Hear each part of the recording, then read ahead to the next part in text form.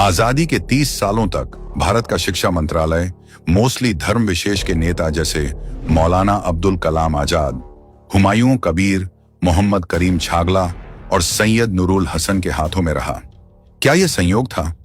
आजादी के बाद नेहरू परिवार की रिश्तेदार रोमिला थापर ने अपने तरीके से इतिहास लिखा, मुगलों का मनचाहा महिमा मंडन किया और शिक्षा नीम को आक्रांताओं का गुलाम बना दिया गया।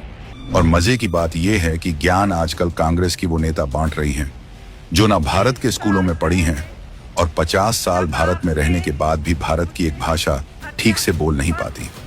हाल ही में उन्होंने केंद्रीकरण, व्यावसायीकरण और सांप्रदायिकरण की एड में एनईपी पर सवाल उठाए। चलिए उन्हें अपना गिरेबान भी दिखा देते हैं। 1976 में इंदिरा ने किया था शिक्षा का केंद्रीयकरण। मोदी जी पर आरोप लगाने से पहले सोनिया गांधी अगर कांग्रेस का इतिहास पढ़ लेती तो शायद उन्हें यह मालूम होता कि 1976 में इंदिरा गांधी ने शिक्षा को राज्य सूची से हटाकर संवर्ती सूची में डाल दिया। इसका मतलब था शिक्षा नीति केंद्र सरकार तय करेगी और राज्यों की भूमिका कम होगी। 2011 में जब कपिल सिब्बल ने सीबीएसई ग्रेडिंग सिस्टम और सीसीई लागू किया, तब क्या राज्यों से राय ली थी?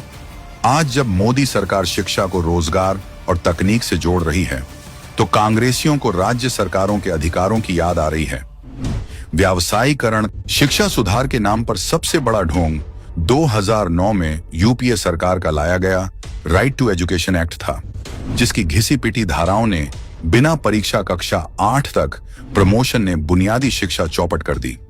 25% आरक्षण का बोझ प्राइवेट स्कूलों पर डालकर खुद कंगाल सरकार ने जिम्मेदारी से पल्ला झाड़ लिया, जबकि संविधान के तहत 0 से 14 साल तक मुफ्त शिक्षा दिलाने की जिम्मेदारी सरकार की होती है। आरटीई एक्ट में प्राइवेट स्कूलों पर सख्त नियम थोपे गए, जबकि सरकारी स्कूल बदहाल रहे। सरकार से मान्यता अनिवार्य होने से घूसखोरी बढ़ी, पसंदीदा लोगों को मान्यताएं दी जाने लगी। यूपीए के इस आरटीई पॉलिसी से सिर्फ 5 सालों में देश के 1 लाख स्कूल बंद हो गए।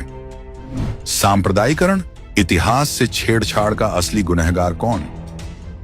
सोनिया गांधी कह रही हैं कि शिक्षा का सांप्रदायिकरण हो रहा है। इनके राज्य में कैसे किताबों के थ्रू स्टूडेंट का ब्रेन वॉश किया जाता था। उदाहरण के तौर पर कक्षा 6 की हिंदी किताब में लक्ष्मण जी द्वारा सूर्पणखा का नाक काटने और प्रभु राम के राक्षसों का वध करने पर सवाल उठाए गए।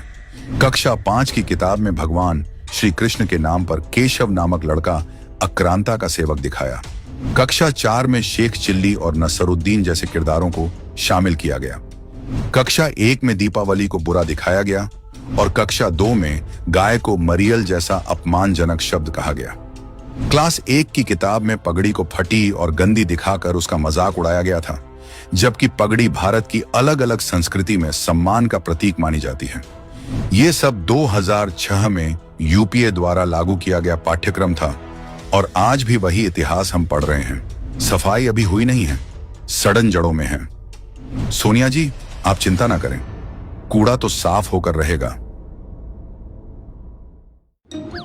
Mark yourself safe from Mahathag Bandhan. Pledge now.